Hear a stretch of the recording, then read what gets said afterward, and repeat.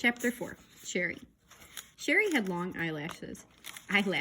She weighed only 49 pounds. She always wore a big red and blue overcoat with a hood.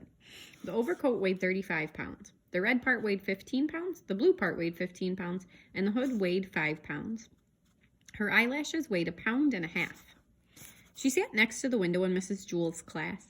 She spent a lot of time just staring out the window. Mrs. Jewell didn't mind. Mrs. Jewell said that a lot of people learn best when they stare out a window. Sherry often fell asleep in class. Mrs. Jewell didn't mind that either. She said that a lot of people do their best learning when they are asleep. Sherry spent all of her time either looking out the window or sleeping.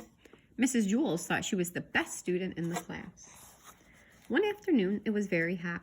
All of the windows were open, yet Sherry still wore her red and blue overcoat. The heat made her very tired.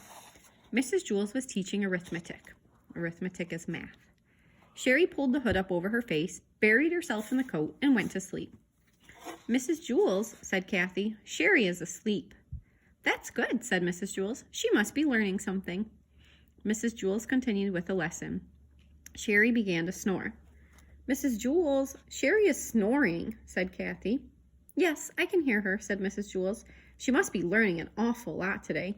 I wish the rest of you could be like her.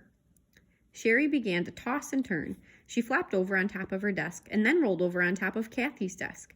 Then she rolled back the other way. Kathy screamed. Sherry rolled out the window. She was still sound asleep.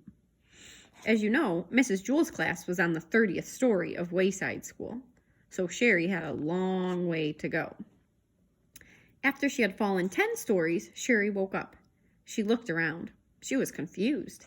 She wasn't in Mrs. Jewell's class, and she wasn't at home in bed. She couldn't figure out where she was. She yawned, pulled the hood back over her eyes, and went back to sleep. By that time, she had fallen another 10 stories. Wayside School had an exceptionally large playground. Lewis, the yard teacher, was way over on the other side of it when he happened to see Sherry fall out the window. He ducked under the volleyball net, hurtled past the kickball field, hopped over the hopscotch court, climbed through the monkey bars, sped across the grass, and caught Sherry just before she hit the ground.